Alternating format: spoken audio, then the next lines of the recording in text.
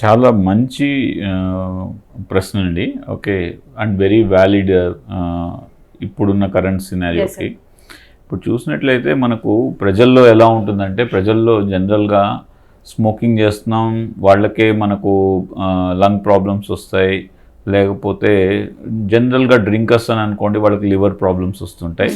ఎవరికైనా lung cancer వచ్చిందంటే వాళ్ళలో ఆల్మోస్ట్ 10 మందికి లంగ్ క్యాన్సర్ వస్తే 9 మందికి స్మోక్ చేసే వాళ్ళకు ఉండేది.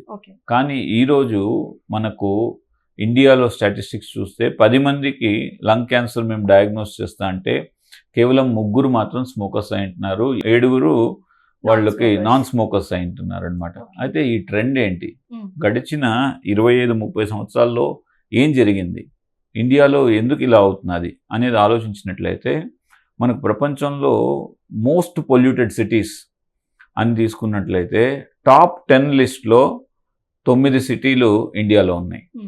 అండ్ ప్రపంచంలో ఒక 20 సిటీస్ టాప్ పొల్యూటెడ్ సిటీస్ తీసుకుంటే మన 18 ఉన్నాయి ఇండియాలో. సో అంతే ఇండియా మొత్తం కూడా జోగ్రాఫికల్గా because of various reasons so density of pollution అనేది చాలా చాలా పెరిగిపోయింది. ఈ డెన్సిటీ ఆఫ్ పొల్యూషన్ ఎప్పుడైతే పెరిగిపోతున్నదో వాళ్ళకి, ఉదాహరణకు మనం ఢిల్లీలో బతుకుతున్నాం అనుకోండి, నేషనల్ క్యాపిటల్ మనకంతా ప్రైడ్ అనమాట. ఆ నేషనల్ క్యాపిటల్లో బతుకుతూ ఉంటే మనం ఏ హ్యాబిట్ లేకపోయినా కానీ రోజుకు మినిమం ఒక 10 సిగరెట్లు తాగినంత సైడ్ ఎఫెక్ట్స్ వస్తాయన్నమాట.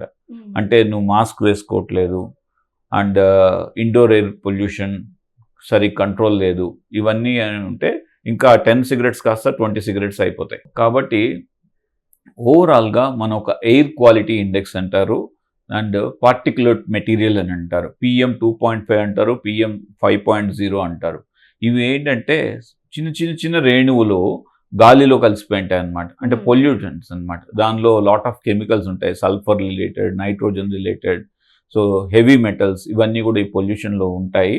ఈ పొల్యూటెడ్ కెమికల్స్ ఎప్పుడైతే మనం పీల్చుతుంటామో ఇవి లంగ్స్లోకి వెళ్ళి కొన్ని జెనెటిక్ డ్యామేజ్ చేయడం జరుగుతూ ఉంటుంది. దానివల్ల లంగ్ క్యాన్సర్ అనేది పెరిగే అవకాశం ఉంటుంది. ఒక్కటి పొల్యూషన్, 2 వచ్చి అదర్ కారణాలమ్మా. ఉదాహరణకు ఇండియన్స్లో మీకు బాగా తెలుసుంటుంది, ఇండియా అనేది diabetic capital of the world. India అనేది మనకు హార్ట్ అటాక్లకి ఇండియన్స్ ఎక్కువ ససెప్టబుల్ అవుతారు అని అంటారు. ఎందుకనంటే మనకు జన్యుపరంగా, జెనెటిక్ పరంగా చూడండి, మనం వెస్టర్న్స్ ఒక 100 కేజీలు ఉన్నా కానీ వాడికి ఏం మెడికల్ ప్రాబ్లమ్స్ ఉండదు.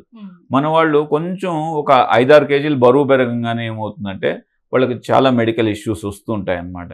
ఎందుకంటే మనదంతా కూడా జన్యుపరంగా చాలా స్మాల్ బిల్ట్ అన్నమాట. అంటే చిన్న ఉదాహరణకు చెప్తాను నేను.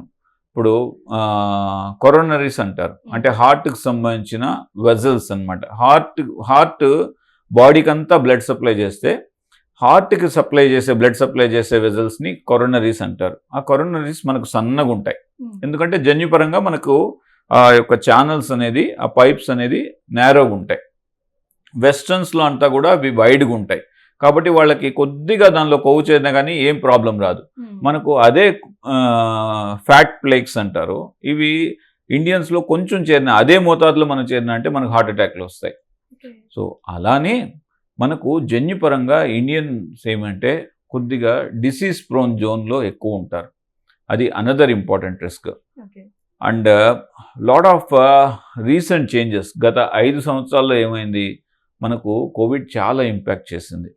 కోవిడ్ అండ్ అదర్ వైరసెస్, తెలిసి కోవిడ్, తెలియకుండా ఇన్ఫ్లుయెంజా వైరస్ కానీ, పారా ఇన్ఫ్లుయెంజా వైరస్ కానీ, అదర్ రెస్పిరేటరీ సిన్సిషియల్ వైరస్ కానీ, అడినో వైరస్ కానీ, so many virus and bacterial infections. ఇంతెందుకు other important thing TB. And again ప్రపంచంలో మొత్తం అన్ని దేశాల్లో చూసుకుంటే ఇండియాలో టీబీ ఎక్కువ ఉంది. సో ఇటువంటి వాటి వల్ల అంటే లంగ్స్ అనేవి డ్యామేజ్ అయిపోతున్నాయి. ఎప్పుడైతే డ్యామేజ్ అవుతాయో సో దానివల్ల మనకు అడిషనల్ రిస్క్స్ డెవలప్ అవుతున్నాయి.